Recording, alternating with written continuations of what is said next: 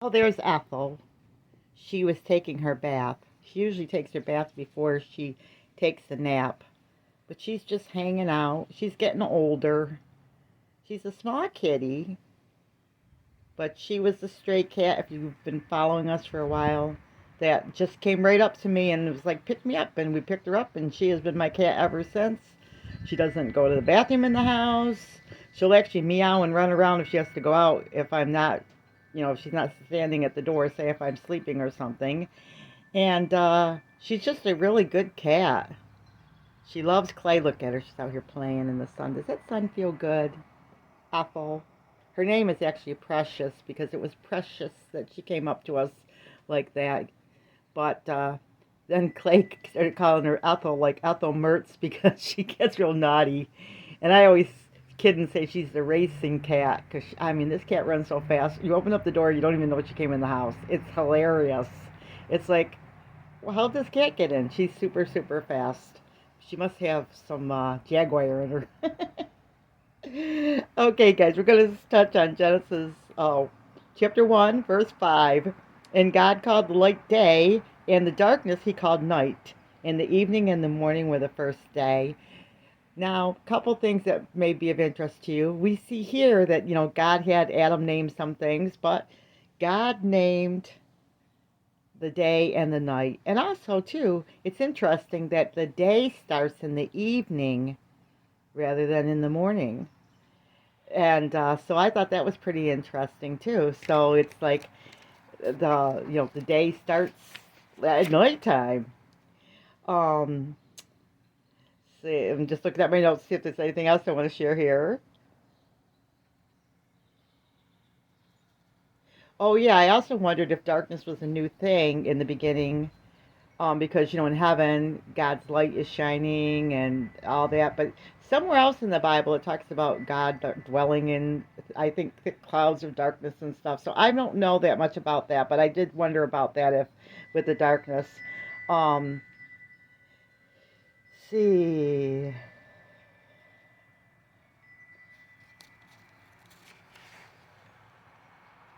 So let's see here. Talking about the first day, um, and later on too we'll see that God says everything he made was very good. So I had to take a few minutes there to just look at my notes there to make sure that I shared with you guys everything because I'm going through the Bible verse by verse. It may not always be Genesis that I talk about. It may be a different verse, but I have a filing system and I have my notes, so I kind of know where I'm studying. I kind of study different than a lot of people. Um, like I might study through 4 or 5 Bibles, or 4 or 5 Bibles too, yeah, but 4 or 5 different books of the Bible. Studying Genesis or Genesis 1. Maybe I'll be studying Psalms 1. Maybe I'll be studying Ezekiel 1, and then I'll just put them all together in my notes. It's just how my brain works. I always say I work in multiples, but end up working with individuals. It's just the smallest thing, but just how my brain works, and I seem to glean more from that. So if you maybe like me, one time I did a test at our church, and it was like they did like a personality test, and I was thinking like only one in like a very small percentage of people, 1/5, or it was really small, for 1 5% or something of people have like my personality, but my order is chaos. Sometimes my order is chaos. Like I'm that lady, you go to her office, her office desk is a mess during the day when she's working. The boss asks for an important paper, and I pull it right out, and someone's like, "How did you do that?" Because I'm so busy. I'm just like move, move, move, move, move, and moving too fast to file everything after each thing, and then at the end of the day, I'd put it all away, and everything would be away. But it's just how I operate.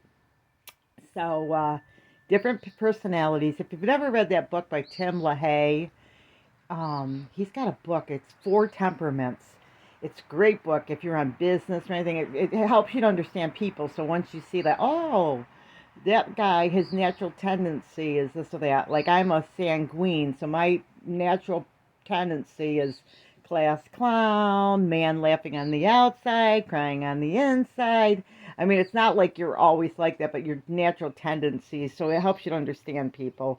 So when people act different, it's not like, oh, that's a bad person. It's just like, no, that's his nature to be quiet, or that's her nature to be a little bit on the bossy side. And then it shows you why different people like that are needed. Now, this here is a stray cat again. She has kittens in the greenhouse, but I think she moved them again. This is Shirley, and she is actually my cat's mother.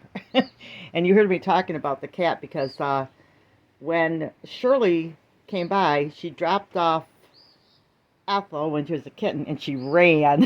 It was the funniest thing I ever saw. She actually had two kittens. I don't know where the other one went, but and so then Ethel just like came up to me like she knew me forever. But it was so funny because Shirley just like, here, take this baby. I'm done nursing, and she ran. But she's got some more kittens in that greenhouse, and we talked to Clay about maybe picking them up and taming them up. But it's we decided not to do that because for one, I don't think I could catch them, but for another, it's just, you got to be careful with stray animals. But even though I think Shirley's practically a pet because she's been here for a while, so I think she's let me pet her before, but we had some construction happening here, and she got scared because of the loud banging. We did the roof in the bathroom. You can go back and look at other videos, so I'll have to reach out and try to pat her another day. I mean, she's always here, so she's obviously tame and she's going to be okay, but, it's a process to get to know each other. Right, Shirley? You can live here. I like you. You're a good cat. She's got a sister somewhere, but she hasn't been around either. Because I thought those two cats would stay here forever. Because usually the pretty cats one of the other neighbors takes. So I said, well, if any of these cats, these strays that are coming around, if they're not pretty, they can stay with me. And be mousers. I can't keep everybody, though, huh?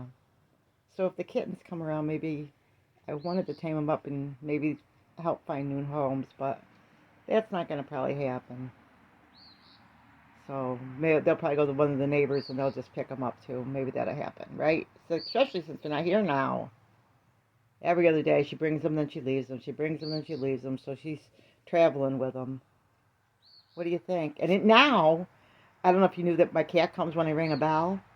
Now Shirley comes when I ring the bell. So I couldn't help it. If she comes when I ring the bell, I gave her a treat too.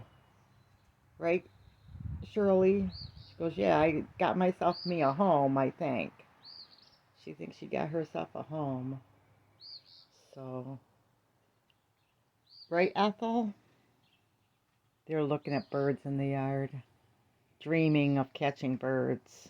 Number one killer of birds, cats. Remember that when you set your bird feeders up, that the cats can't get to them. Like that bird feeder up there, way up there. Those birdies, they can't get them. So, okay, guys, remember, big or small, you too can be a backyard farm. God bless.